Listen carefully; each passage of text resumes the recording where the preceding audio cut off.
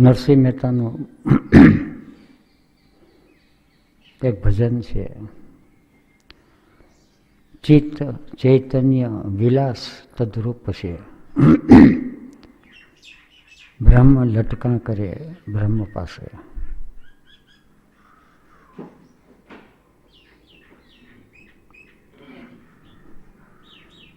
અતિશય ગહેરી અભિવ્યક્તિ છે. ચિત્ત અને ચૈતન્યનો વિલાસ, લીલા, જસ્ટ એ પ્લે. પણ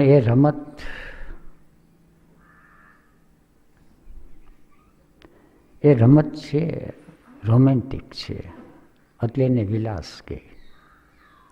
એ રમત સૂકી નથી, ડ્રાય નથી.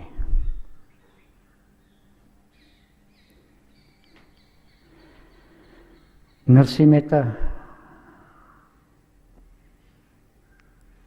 ભક્તિની ગહેરાઈ અને જ્ઞાનની ઊંચાઈ એમાંથી નીકળેલી અભિવ્યક્તિ આપણા ભીતરની અંદર એ ચિત્ત અને ચૈતન્ય છે, પણ એક ગહેરું દ્રવ્ય ભીતરમાં આડું આવી જાય છે, અને એ છે અહમ.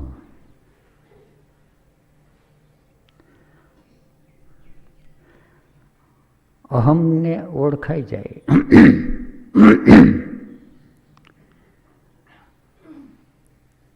તો યાત્રા બહુ સરળ થઈ પડે.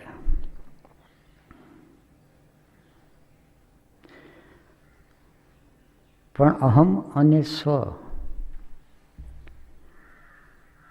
એ બે વચ્ચેનો ભેદ ઓળખવા માટે જે શક્તિ જોઈએ એ શક્તિ છે વિવેક શક્તિ, પરખ શક્તિ. વિવેક શક્તિ ના આવે તો એ ઓળખાતું નથી.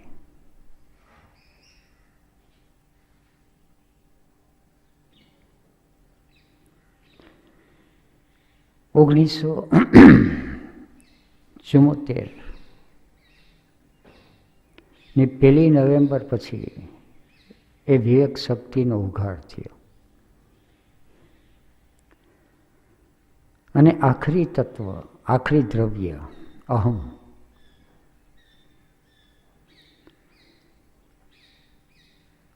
અને સ્વ અને આત્મસત્તા એ બધા વચ્ચેનો ફરક છે એ દેખાવા માંડ્યો. દ્રવ્ય દેખાવું મુશ્કેલ પડે, પણ દ્રવ્યના લક્ષણો છે એને આધારે દેખાય. જેવી રીતે પાણી છે તો એની અંદર મીઠું ઓગળી ગયું છે કે ખાંડ ઓગળી ગયું છે એ દેખી ન શકાય, પણ ચાખવાથી ખબર પડે કે આ મીઠું છે અને આ ખાંડ છે. ઇન્ફ્લુઅન્સ સી એટલે આત્મસત્તાની ઇન્ફ્લુઅન્સ, ચૈતન્યની સત્તાની ઇન્ફ્લુઅન્સ, અને ઇન્ફ્લુઅન્સ બી એટલે ચિત્ત સત્તાની ઇન્ફ્લુઅન્સ. ઇન્ફ્લુઅન્સ બી અને ઇન્ફ્લુઅન્સ સી એ બે વચ્ચે કંઈ પણ નડતું હોય, આખરી દ્રવ્ય, તો એ અપરા પ્રકૃતિનું 8મું તત્વ એને અહમ કહે. અપરા પ્રકૃતિ, જળ પ્રકૃતિ, પૃથ્વી, જળ, તેજ, વાયુ, આકાશ, મન, બુદ્ધિ અને અહમ, આ 8 છે. સંસારી જીવને તો મન, બુદ્ધિ ને અહમ ત્રણેય નડતા હોય.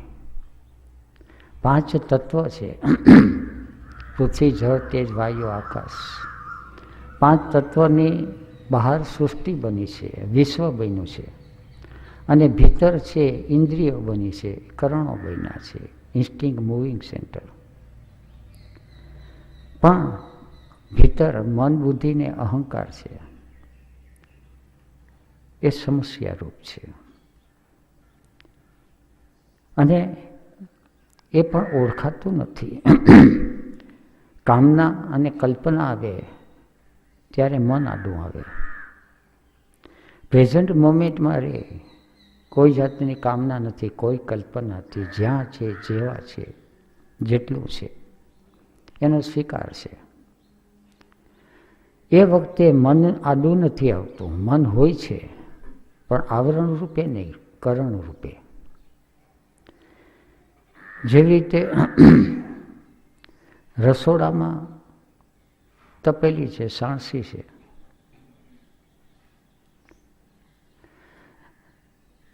એક કરણ છે, સાધન છે, પણ જમવા બેઠા હોય અને સાણસી થાળીમાં આવીને પડે તો એ અંતરાય થયો, અવરોધ થયો. સાણસી છે ખાઈ શકાતી નથી, એ ભોજનની અંદર આવરણ છે. મન કરણ તરીકે અતિશય શક્તિશાળી દ્રવ્ય છે, પણ આવરણ તરીકે ભયાનક છે. કામના, કલ્પના, આશા, તૃષ્ણા આ બધાથી ઘેરાયેલું મન છે. મન એવ મનુષ્યાણામ કારણ બંધ મોક્ષયો. એવી રીતે બુદ્ધિ છે એ પણ કરણ છે. એ બુદ્ધિ છે એ વિવેક તરફ લઈ જાય તો અતિશય ઉપયોગીકરણ છે. પણ જાત જાતના સંશય જાગે, સંદેહ જાગે ત્યારે એ આવરણ બની જાય છે. અને એવું જ અહંકારનું કરણ તરીકે અતિશય સહયોગી છે, પણ એ આવરણ બની જાય.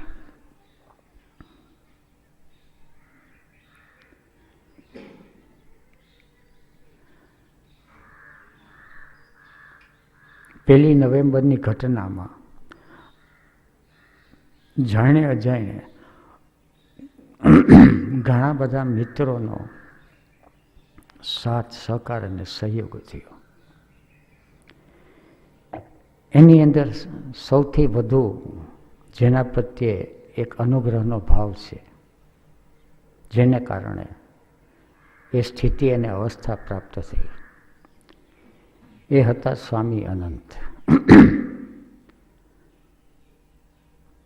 અત્યારે તો દેહ છોડી દીધેલો છે. આ પ્રસંગ આવ્યો એટલે એની સ્મૃતિ આવી ગઈ.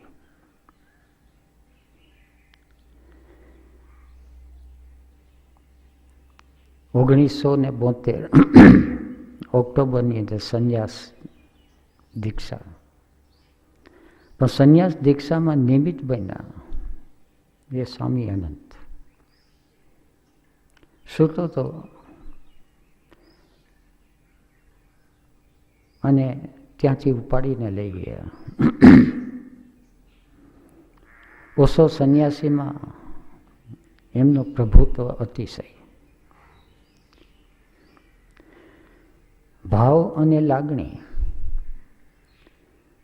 ની ઇન્ટેન્સિટી એટલી બધી તીવ્ર કે હજી સુધી જિંદગીમાં આવતી ઇન્ટેન્સિટી જોઈ નથી.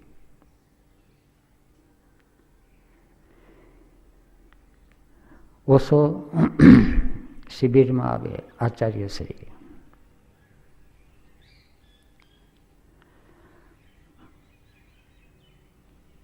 સ્વામી અનંત હોય અને એની સાથે સહયોગી બધા સંન્યાસી મિત્રો હોય, કીર્તન કરે.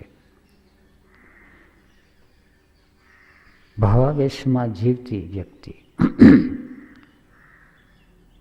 અને કીર્તન કરે એટલે એની સમગ્રતાથી કરે. ઓશોની ગાડી જતી હોય અને કીર્તન એ કરે તો જ્યાં સુધી એનું શરીર થાકી ન જાય ત્યાં સુધી ગાડી છે એ આગળ જઈ ન શકે, અને એને હટાવવાની પણ હિંમત કોઈનામાં હોય નહીં, અને એની સાથે જોડાયેલા હોય.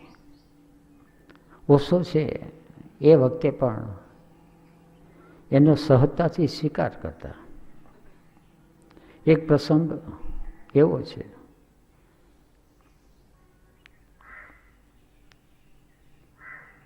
કે જમીને કંઈક આરામ કરતા હતા. અમારે બધાએ જમવાનું પૂરું થયું. આવી આનંદ સ્વામી આવીને ઉઠાડ્યા.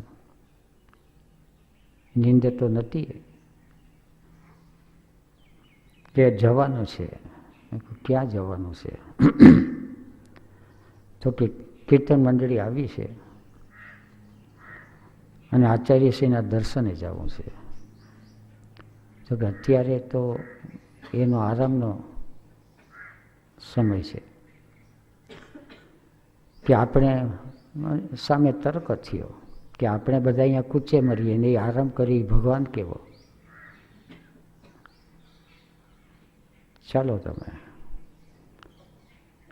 એની સામે બોલવાની પણ હિંમત નથી. બોલે તો વધારે ભય પણ લાગે.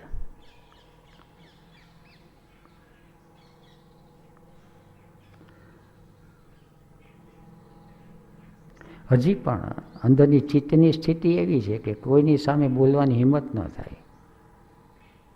પણ હવે ખાસ વાંધો નથી. એ શરીર શરીરનું કામ કરે, અહમ અહમનું કામ કરે. ગયા એ વખતે તો બધું આઈડેન્ટિફિકેશન હતું, તાદાત્મ્ય હતું. અને બપોરના 1-1:30 થયો છે. તડકો માથા પર હતો અને કીર્તન જમાવ્યા. આચાર્યશ્રીની પાસે જે સંન્યાસી મિત્રો હતા, માં અમુક, કોણ હતું ખ્યાલ નથી, સ્મૃતિમાં નથી આવતું, નામ ઠામ યાદ નથી આવતા. કીધું કે અત્યારે આચાર્યશ્રી આરામમાં છે. તો કે અમારે કંઈ બીજું કંઈ કામ નથી. આચાર્યશ્રીના દર્શન થઈ જાય એટલે અમે ચાલ્યા જશું. નહીં તો એને આરામ કર્યો તો ભલે કરે, અમે અહીંયા અમારું કીર્તન ચાલુ રાખશું. અને કીર્તન જમાવ્યું હતું. એટલું બધું જમાવ્યું. આચાર્યશ્રીને અંદરથી આવ્યું કે એ ક્યાં હો રહા હે. તો એને પછી કીધું હતું કે કોઈ મિત્રો આવ્યા છે અને આપના દર્શને. આચાર્યશ્રી આવ્યા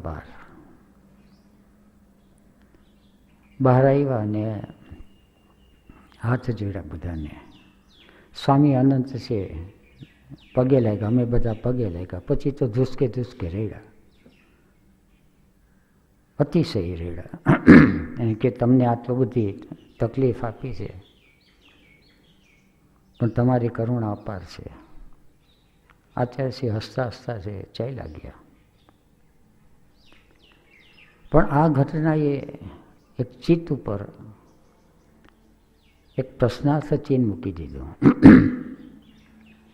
કે ભાવ અને ભાવનો આવેગ એ ક્યાં સુધી સત્ય છે, કેટલો સત્ય છે.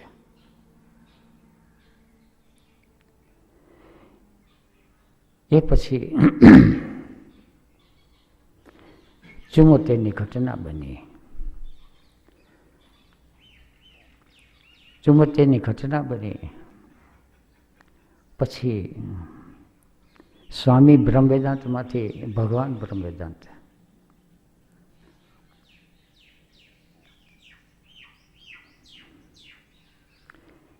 એની સામે અનેક તર્ક કર્યા.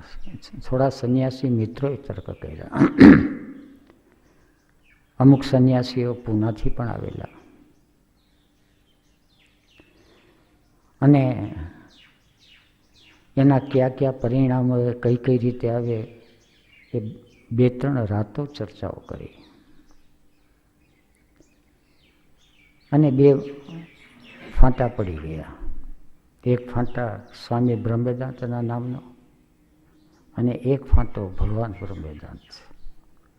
અનંત સ્વામીનું એક જુદું ગ્રુપ નિર્માણ થયું.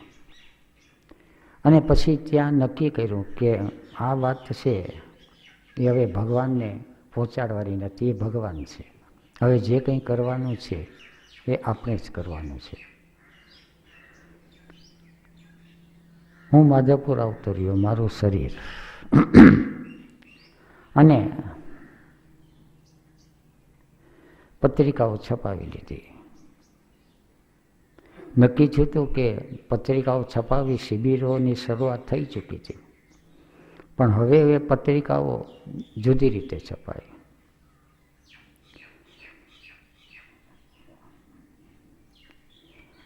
ભગવાન બ્રહ્મ વેદાંતના સાનિધ્યમાં શિબિરોની શરૂઆત થઈ. શિબિરોનું સંચાલન સ્વામી અનંત કરે, નિર્દેશન અનંત કરે, અને એ પણ ભગવાન શ્રી ઓશોની અનુજ્ઞા લઈને. કંઈ પણ શિબિર કરવાની હોય એટલે પૂના જઈ આવે, એની સંમતિ લઈ આવે. એ રીતે શિબિરોની શરૂઆત થઈ. 74-21 માર્ચે આચાર્યશ્રી એ શિબિર લેવી બંધ કરી, પૂના સ્થાયી થયા. તેનું લક્ષ્ય જે હતું, પહેલાં જે ચારે બાજુ પરિભ્રમણ કરી અને લોકોને જગાડવા હતા, હવે એક સ્થાન ઉપર બેસી અને નવા કાર્યનો આરંભ કર્યો. બીજી બાજુ શિબિરની શરૂઆત માધાપુરની અંદર થઈ ગઈ. પહેલી શિબિર થઈ ઉપવાસ યોગ શિબિર, મૌન શિબિર. પહેલી મૌન શિબિર થઈ, શરદોત્સવની શિબિર થઈ, સહજ પ્રેમની શિબિર થઈ, સહજ યોગની શિબિર થઈ. 74 અને 75 2 વર્ષ શિબિર થઈ. શિબિરની અંદર ધ્યાનના પ્રયોગો કરાવે.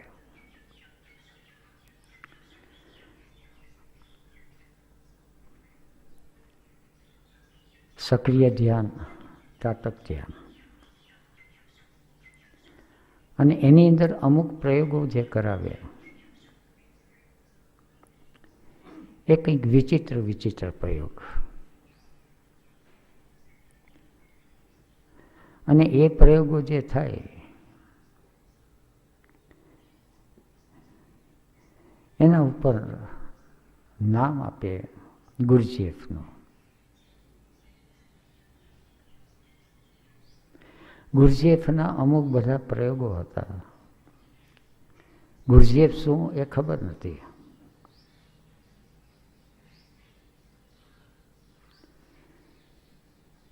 ગુરજીએફના એક પ્રયોગ હતા, કનેક્શન વિથ લાર્જ એક્યુમ્યુલેટર. શરીર છે અને શરીરની અંદર શક્તિઓ છે. દરેક સેન્ટરમાં પોતપોતાની શક્તિ છે. જેવી રીતે માણસ ચાલે છે તો ચાલતા ચાલતા એની શક્તિ વપરાઈ જાય એટલે થાકી જાય. મૂલી મજૂર કામકાજ કરે છે, એ કામ કરે છે, કલાક 2 કલાક 3-4 કલાક કામ કરે અને થાકી જાય, એટલે એની અંદરથી એ શક્તિ વપરાઈ ગઈ.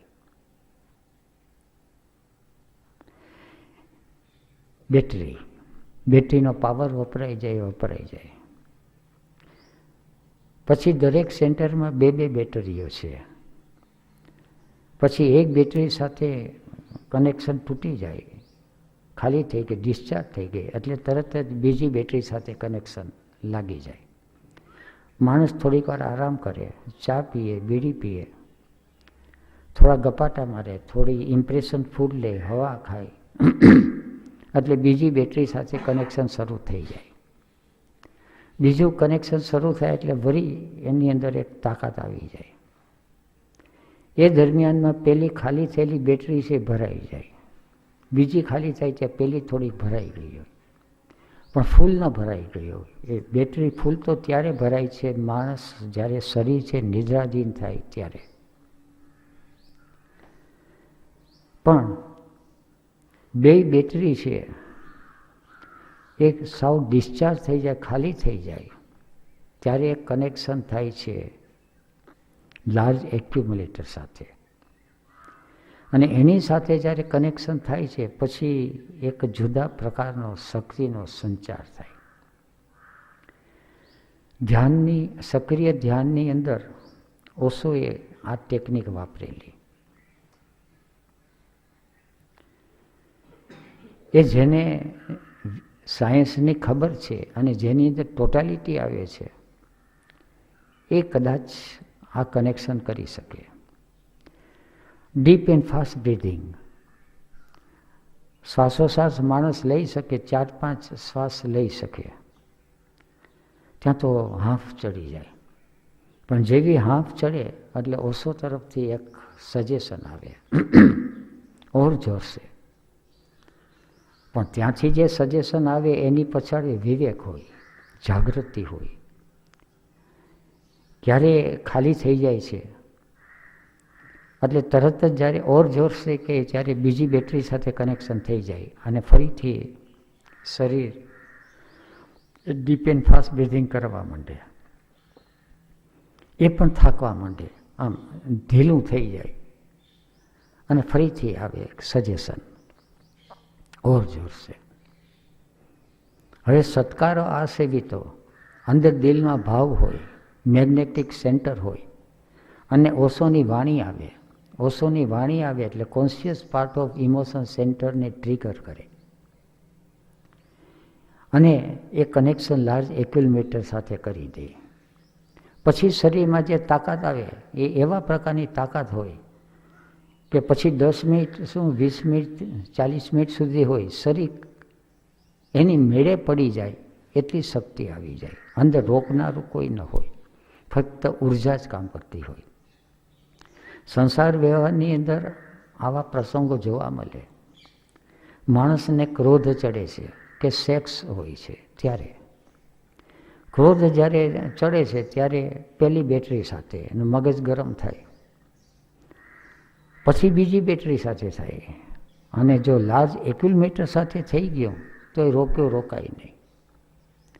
ગામડામાં એને શબ્દ વાપરે કે હવે આ મરણીય થયો છે. મરણીય એટલે પછી રોકી ન શકાય. એ રીતે દરેકની અંદર, ભયની અંદર પણ પછવાડે કોઈ કૂતરું પડ્યું હોય એટલે માણસ દોડે, પેલી બેટરી સાથે કનેક્શન થયું, જુએ પછવાડે કે પાછું કૂતરું છે જરા ઢીલું થઈ ગયું એટલે દોડવાનું બંધ થઈ ગયું. પણ કૂતરું હડકાયું હોય કે પછવાડે કોઈ છરો લઈને પડ્યો હોય તો સીધું કનેક્શન છે લાર્જ એક્યુમ્યુલેટર સાથે થઈ જાય. અને જે માણસ હળી કાઢે એ હળી છે એ ટોટાલિટીની હોય, જીવ બચાવવો છે. પણ ત્યાં ભય છે, અભિનિવેશનો ક્લેશ છે અને એને કારણે ટોટાલિટી આવી છે. આ ટોટાલિટી કોન્શિયસલી આવી જાય, પણ એ તો વિજ્ઞાન છે, બહુ અટપટું છે, એ તો માસ્ટરી વિના કોઈ કરી ન શકે. સ્વામી અનંતે પ્રયોગો શરૂ કર્યા, પણ એ દેખાય કે આ પ્રયોગની અંદર લાર્જ એક્યુમ્યુલેટર સાથે કનેક્શન નથી થતું. વિજ્ઞાન તો પછી ખબર પડી, પણ એ તૂટી પડે છે. કોઈ કેથાસિસ કરે તો કેથાસિસ એ 10 મિનિટ, પણ વધુમાં વધુ કેથાસિસ કેમ કરે? વધુમાં વધુ રાડું કઈ રીતે નખાય? વધુમાં વધુ કઈ રીતે નાચી શકાય, ઠેકડા મારી શકાય? અને સમસ્યા પાછી એ થઈ કે ધ્યાનના પ્રયોગો કરાવે અને ધ્યાનના પ્રયોગોમાં કંઈ પણ મુશ્કેલી ઊભી થાય તો એના પ્રશ્નોને ઉત્તર છે એના જવાબ મારે દેવાના હોય. મારે એક ખૂણામાં મારું સ્થાન રાખ્યું હોય, સાનિધ્ય હતું એટલે. હવે પ્રશ્નોત્તરી ની અંદર ધ્યાનની અંદર કંઈ ને કંઈ સમસ્યા ઊભી થાય. સક્રિય ધ્યાન કરેલું આબુ શિબિરની અંદર, ઓશોના સાનિધ્યની અંદર, ત્યારે પહેલી વાર ખ્યાલ આવ્યો કે ડીપ એન્ડ ફાસ્ટ બ્રીધિંગ શરૂઆતમાં કરવું પડે છે અને પછી શરીર સાથે કનેક્શન છૂટી જાય છે અને જોનારો રહી જાય છે અને શરીર છે ડીપ એન્ડ ફાસ્ટ બ્રીધિંગ કરે છે. પણ જેવી 10 મિનિટ થઈ જાય એટલે જોનારાના સાનિધ્યની અંદર જ એક કંટ્રોલર અંદર ઊભો થાય કે 10 મિનિટ એટલે બંધ કરી દેવાનું છે. પણ એ કંટ્રોલર ન હોય, એક અંદરની રચના જેવી હોય, જેવી રીતે ઓટો સ્વિચ હોય છે કે કેસેટ આટલી વાગે અને બંધ થઈ જાય, એવી રીતે અંદર ઓટો સજેશન હોય કે 10 મિનિટે આ બંધ કરવાનું છે. દ્રષ્ટા છે ત્યાં ને ત્યાં રહે. પણ જે પ્રમાણે ધ્યાનના પ્રયોગો થતા, કારણ કે સમસ્યા એ થતી હતી કે જ્યાં વિવેક જાગ્યો છે એના નિર્દેશનમાં ન થાય, અને જેના નિર્દેશનમાં થાય છે ત્યાં વિવેક નથી. આ વસ્તુ દેખાય. સ્વામી અનંતની સાથે વાતચીત થાય કે આ બરાબર નથી, એટલે તરત જ સ્વામી દલીલ થાય કે તમે તો ભગવાન છો, તમને શું ખબર પડે કઈ રીતે ધ્યાન થાય છે. એટલે ધીરે ધીરે ચિત્ર વિચિત્ર સ્થિતિઓ નિર્માણ થવા માંડી. અનંત સ્વામી ભાવ અને એના ભાવ અને લાગણીનો પ્રવાહ એટલો બધો કે એ જાતના વ્રત રાખતા. મહાવીર સ્વામી જેને અભિગ્રહ કહે, પણ અભિગ્રહ અને આગ્રહ એ વચ્ચેનો ભેદ છે એને નહોતો દેખાતો. શિબિર એક નક્કી કરે એટલે દરેકને ઘેરે ઘેરે જઈ જેટલા સંન્યાસીઓ હતા ગુજરાતમાં અને મહારાષ્ટ્રની અંદર, દરેકને ઘેરે જઈને નિમંત્રણ આપી આવે. એની અંદર એવું કંઈ આછું યાદ આવે છે કે એની એક ખોરાકની અંદર રોટલી અને પાણી લેવું. કોઈને પણ ઘેરે જાય નિમંત્રણ દેવા, તેના ઘરના ઉંબરાની બહાર રહે, ઘરમાં પ્રવેશ ન કરે અને રોટલી અને પાણી એની પાસે માગી લે અને નિમંત્રણ આપી અને પાછા આવતા રહે. શિબિરની આગલે દિવસે એવી જાતનું પ્લાનિંગ અને આયોજન કરે. માધવપુર આવેલા શિબિર નક્કી કરે, ત્યાંથી પૂનાથી આશીર્વાદ લાવે. એટલે એક બાજુ સાનિધ્ય ભગવાન બ્રહ્મવેદાંતનું, નિર્દેશન સ્વામી અનંતનું અને અનુજ્ઞા ભગવાન શ્રી રજનીશની, આ 3 ફોર્સીસથી શિબિરનું નિર્માણ થતું. કોઈ પણ ઘટના બને છે એ પછી એની સાથે વાત થાય. આવીને રોટલીને પાણીની થયું, ઘરમાં કીધું કે તમે જમી લો, આ છે તે છે, આટલે દૂર જવાનું છે, તો કે જમવું નથી, બસ આ હું વ્રત લઈને જ નીકળું છું.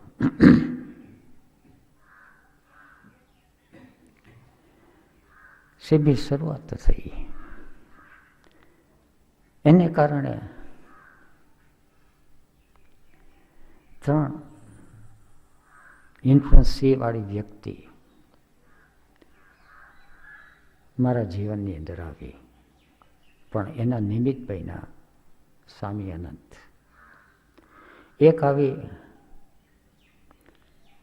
ઓશો, જેના સાનિધ્યની અંદર દીક્ષિત થયું. બીજા એવા સ્વામી રામદુલારે,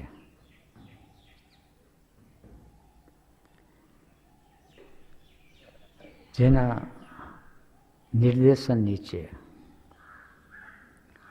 અત્યારે આ સ્થિતિ તમારી સાથે વાતચીત થઈ શકે છે. અને ત્રીજું અદૃશ્ય જે શક્તિ આવી, એ શક્તિ ગુરજીએફની. ગુરજીએફનું સ્થૂળ શરીર જોયું નથી. ઘણીવાર એવું બને છે કે ઇન્ફ્લુઅન્સ સી પ્રત્યે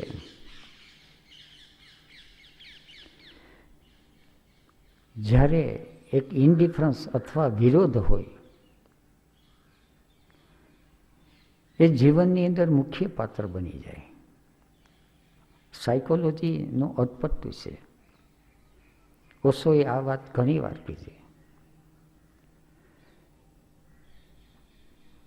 આપણે ત્યાં પણ એવી કથાઓ છે.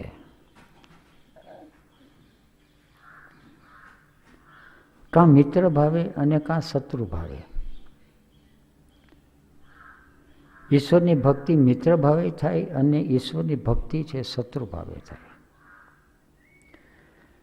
આવા બધા પ્રયોગો જોઈ અને એક મનની અંદર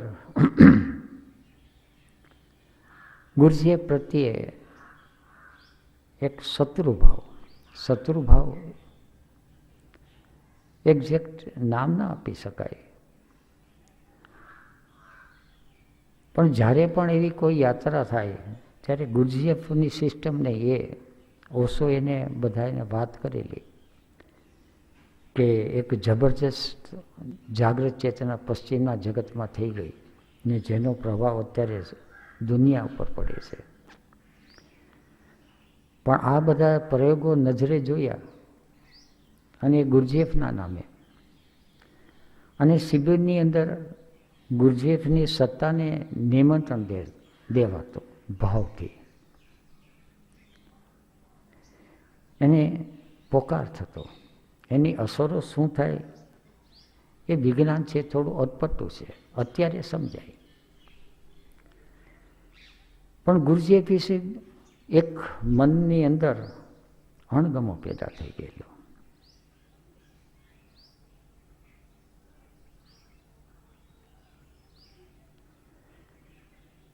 એક પ્રસંગ યાદ આવે છે.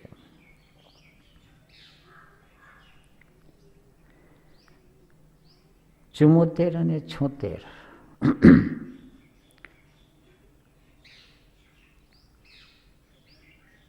74ના નવેમ્બરની અંદર ઘટના બની. પછી 75 અને 76 2 સાલ છે એ સ્વામી અનંતના નિર્દેશન નીચે ગાડી.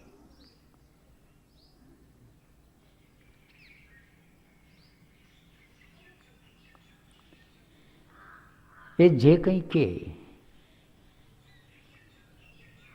એ પ્રમાણે સ્વીકારી લેતો હતો. પણ અંદર એક સફરિંગ થાય, અંદર દેખાય બીજું, અંદર એક વિવેક જાગી ગયેલો. એટલે ખ્યાલ આવે કે આ કંઈ ખોટું થાય છે, પણ કઈ રીતે ખોટું થાય છે એ સમજ પણ નથી આવતી. એના સાયન્સની પણ કંઈ ખબર ન પડે.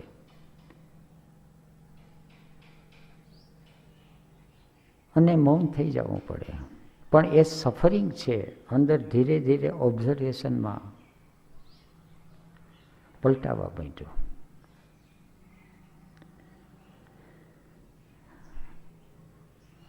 જે સ્થાન ઉપર રહેતો હતો ત્યાં એક જગા હતી, ત્યાં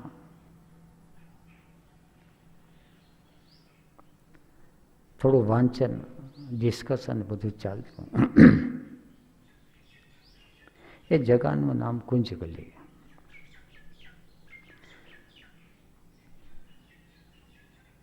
ત્યાં હિંચકો હતો ને હિંચકા પર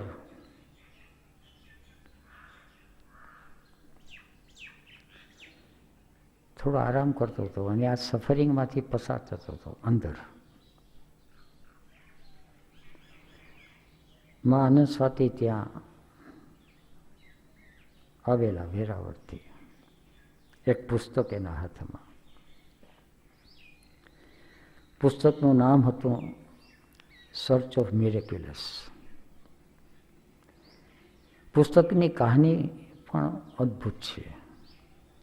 જગતની અંદર ઘણી ઘણી ઘટનાઓ બને છે. એ કઈ ઘટના છે એ ઇન્ફ્લુઅન્સ સીની છે, કઈ ઘટના બીની છે અને કઈ ઘટના એની છે, એ ઓળખવાની શક્તિ છે વિવેક જાગ્યા પછી આવે છે. વિવેક જાગ્યા પહેલાં બધી ઘટનાને આપણે એક સરખી લઈ લઈએ છીએ.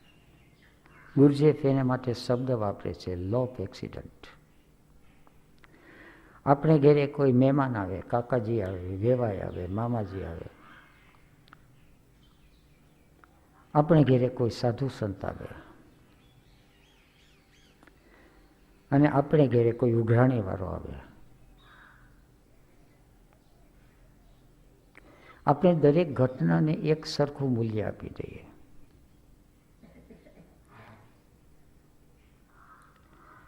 સાધુ સંતને નિમંત્રણ આપીએ અને સાધુ સંત જાતે આવે, એ બંને ઘટના અલગ અલગ છે.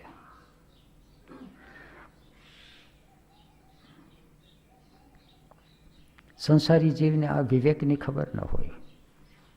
એને તો એટલું જ છે કે સાધુ સંત ને ઘેરે પગલાં કરવા જોઈએ અને પગલાં કરવાની પછવાડે કોઈ કામના હોય, કોઈ અપેક્ષા હોય. સાધુ સંત જાતે આવે ત્યારે કંઈક દેવા આવે. એ તો આપત કામ હોય, તૃપ્ત હોય. પણ કઈ રીતે દેવું, ક્યારે દેવું, એ ઇન્ફ્લુઅન્સ સી છે. એ ક્યારેય પણ એ કે બીના પ્રભાવમાં ન આવે, આવી શકે પણ નહીં, નિયમ પણ નથી. અને બી ઇન્ફ્લુઅન્સવાળા એને હંમેશા સી ઇન્ફ્લુઅન્સ ઉપર પ્રભાવ જમાવવો હોય, કબજો જમાવવો હોય, અધિકાર જમાવવો હોય. અને એનો સ્વાભાવિક છે. સ્વાભાવિક એ અર્થમાં છે કે અહંકાર છે એ દરેક વસ્તુને પોતાના કબજામાં લેવા માંગે છે. એકવાર બોરીવલીની શિબિર હતી. કોઈએ પ્રશ્ન પૂછ્યો કે અહંકાર છે તો એનું સ્વરૂપ કેવું છે, એને કઈ રીતે ઓળખવો. પ્રશ્ન એવી વખતે આવેલો કે એનો ઉત્તર દેવો બહુ કઠિન થઈ પડ્યો. થોડી વાર તો સ્તબ્ધતા વ્યાપી ગઈ અને પછી એક સહજ ઉત્તર નીકળ્યો. પહેલી વાર ખ્યાલ આવ્યો કે સી ઇન્ફ્લુઅન્સ કઈ રીતે કામ કરે છે. ઉત્તર નીકળ્યો કે અહંકાર છે એ સર્વત્ર છે, સર્વવ્યાપી છે, સર્વશક્તિમાન છે, સર્વગુણ સંપન્ન છે. એ નિરંજન છે, નિરાકાર છે, સાકાર છે, અંજનયુક્ત છે. જેટલા આત્માના ગુણ છે એટલા બધા અહંકારના ગુણ છે.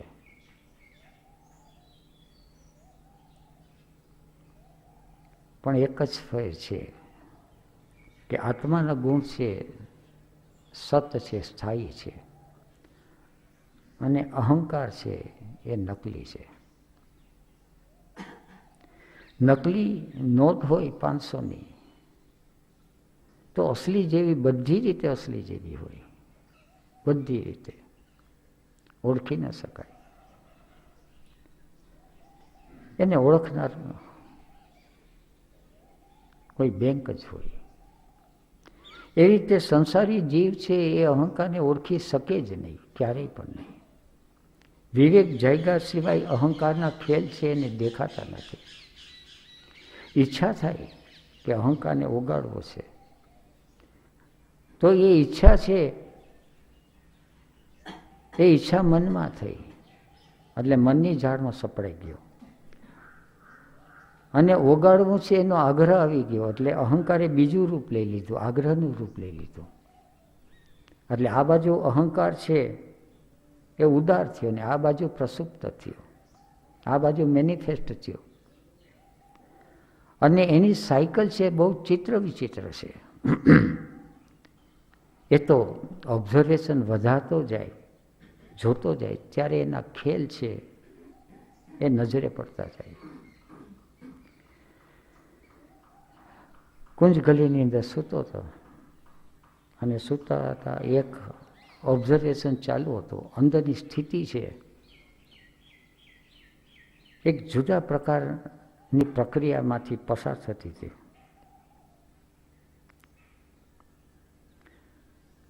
સાતીમાં આવ્યા ને કે આ ચોપડી આવી છે. મેં કઈ ચોપડી છે? તો કે ગુરજીએફનું. એટલે મેં કહ્યું મને એમાં કોઈ રસ નથી, ભલે રહી. ત્યાંથી કીધું પણ એક પેરેગ્રાફ બહુ સારો છે,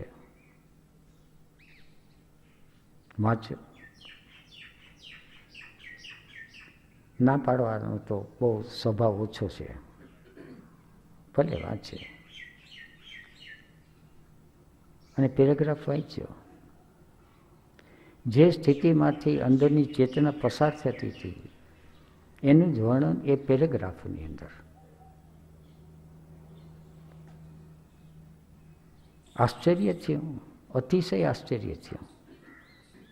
એક્ઝેક્ટ એ અવસ્થામાંથી પસાર થતો હતો.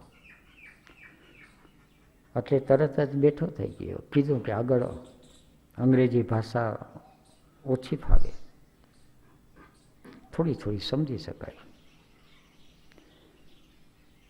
પણ એની અંદર જે પેરેગ્રાફ ઉપર પેરેગ્રાફ આવતા ગયા ને હું તો સ્તબ્ધ થતો ગયો. અને પછી એક અંદર જુદા પ્રકારનો સન્નાટો છવાઈ ગયો. સ્વાતિમા સાથે એટલો કોઈ પરિચય નહોતો એ વખતે. ઠીક છે કે આ ચોપડી વાંચવા મળે.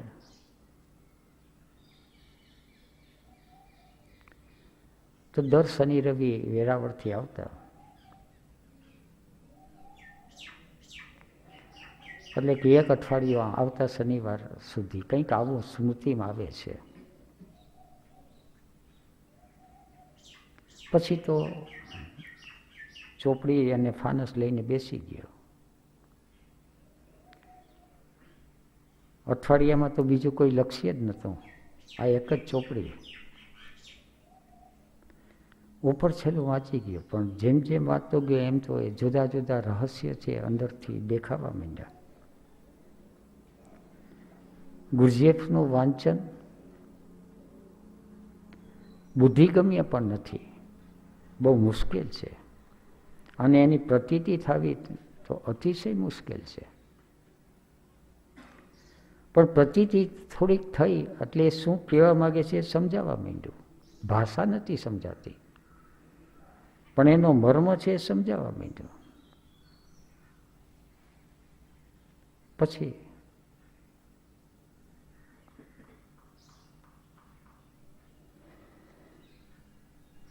બીજા શનિવારે ચોપડી તો ગઈ. એના વિચારો છે એ મગજની અંદર ગુંજ્યા કર્યા અને જુદી જુદી અવસ્થામાંથી પસાર થવા મળ્યું. ફરીથી કોઈ એવો અવસર પ્રાપ્ત થયો અને એકાદ મહિનાને માટે એ ચોપડી મારી પાસે રહી. જેવી ચોપડી મારી પાસે એક મહિના માટે આવી એટલે ઘેરે કહી દીધું કે એક મહિના માટે હું એકાંતવાસમાં ચાલ્યો જઈશ. એકાંતવાસ એટલે માધવપુર ગામમાં ક્યાંય છોડીને કંઈ જવાનું નહોતું. અહીંયા જે સામે રાણનું ઝાડ છે ત્યાં એક નાનકડી ઝૂંપડી બાંધી. એ વખતે પથ્થરા છે 8-10 મળી ગયા ખેતરમાંથી, માથે તાલિયા નાખી દીધા. એક નાનકડી ઝૂંપડી, સુવાને માટે એક પાટ હતી 1.5 ફૂટની, એના પર સૂઈ રહેવાનું. અને જમવાની થાળી છે નીચેના બગીચામાંથી આવતી. ફાનસ, ડાયરી,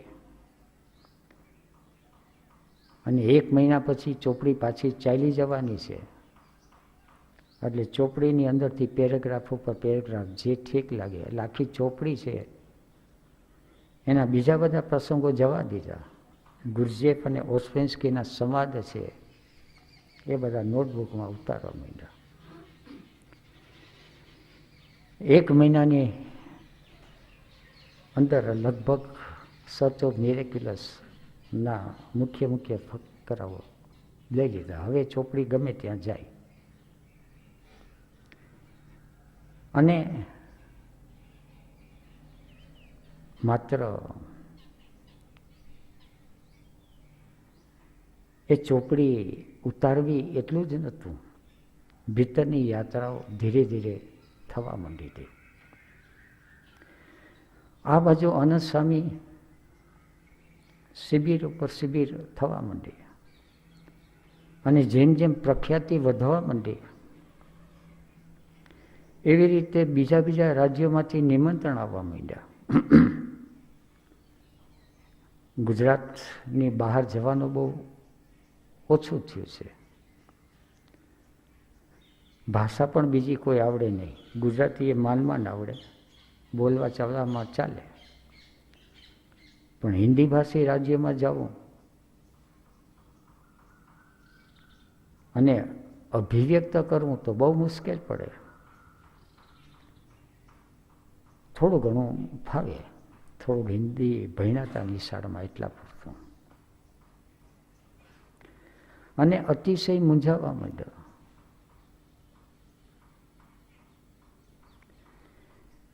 અને બીજી બાજુ એક પ્રાર્થના થાય ઓશોને કે આ બધું શું થઈ રહ્યું છે, કંઈ સમજાતું નથી. ચારે બાજુથી નિમંત્રણ આવે, ઘર સંસાર એના પ્રત્યેની નાની મોટી જવાબદારીઓ. આનંદ સ્વામીને વાત કરીએ કે થોડી બધી આ મુશ્કેલી છે, તો કે હવે ક્યાંક સુધી પૈડા કરવાનું છે. હવે તો ભગવાન થયા એટલે જીવનનું લક્ષ્ય જ એ થયું કે હવે આપણાથી બની શકે એટલું બધાઈને સહયોગ દેવાનો. એની સાથે વાત થઈ કે આ ક્યાંક રસ્તો ચૂકાઈ જાય છે, પણ આગ્રહ અને દલીલો અતિશય. એ વખતે ઓશોને કોઈ પ્રશ્ન પૂછેલો અહીંની શિબિર બાબતની અંદર, અને પ્રશ્ન પણ આ જ હતો કે ભગવાન બ્રહ્મ વેદાંત અને સ્વામી અનંત મળી અને ઓશો સંન્યાસીઓને ગુમરાહ કરે છે, અને આ બધું ક્યાં સુધી ચલાવી લેવું, કઈ રીતે ચલાવી લેવું. અને પછી તો ઓશોએ એ પ્રશ્નનો ઉત્તર આપ્યો. પ્રશ્નનો ઉત્તર આવ્યા એની સાથે એક અંદરની ભાવદશા બદલી ગઈ. ઉત્તર તો મજાનો હતો कि ब्रह्म वेदांत पहुंचने के करीब थे मगर वो चूक गए.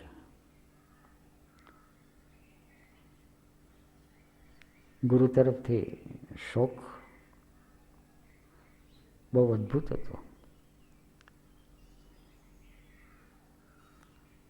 આંખમાંથી દળદળ આંસુ ચાલ્યા જાય.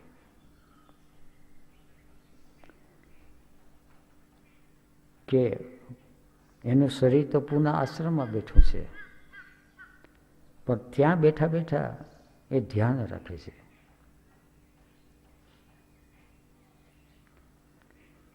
જેવું એ પ્રવચન ઓશોએ બહાર પાડ્યું, ગુજરાત અને બીજા રાજ્યની અંદર શિબિરોની અંદર ઓશો સંન્યાસીઓની અંદર બધો ખળભળાટ મચી ગયો.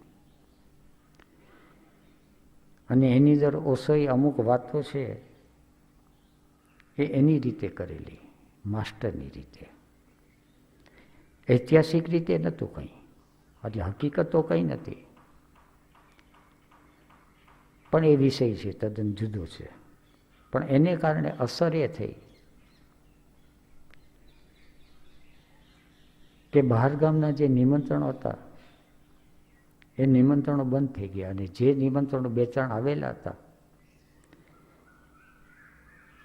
એ લોકોને ના આવે કે શિબિર છે એ મુલતવી રાખી છે કે કોઈને કોઈ કારણસર.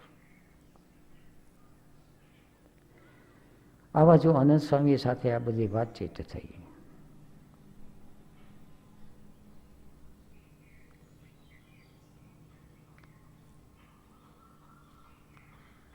એ વખતે પણ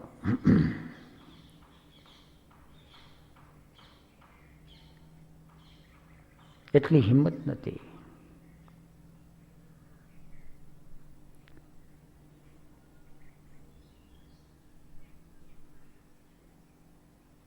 એ દરમિયાનમાં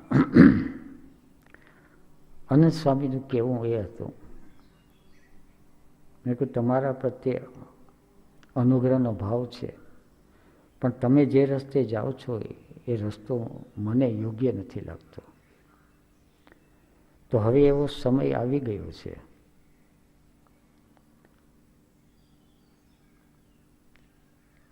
કે આપણે છૂટા પડીએ તો કેમ? મને મારી રીતે રહેવા છે, તમારે જે કંઈ કરો, મારે માધવપુર ગામ છોડવું નથી.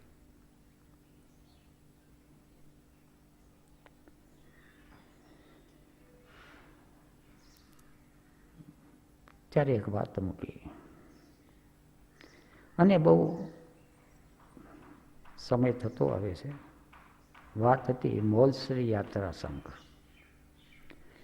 ઓશોને સંબોધિ પ્રાપ્ત થઈ 21મી માર્ચે, અને જે ઝાડ નીચે પ્રાપ્ત થઈ એ ઝાડ મોલશ્રી વૃક્ષ, અને જબલપુરના બોટનિકલ અથવા જબલપુરના કોઈ બગીચામાં ઝાડ ગાર્ડનમાં, અને કે આપણો સંન્યાસીઓનો ધર્મ છે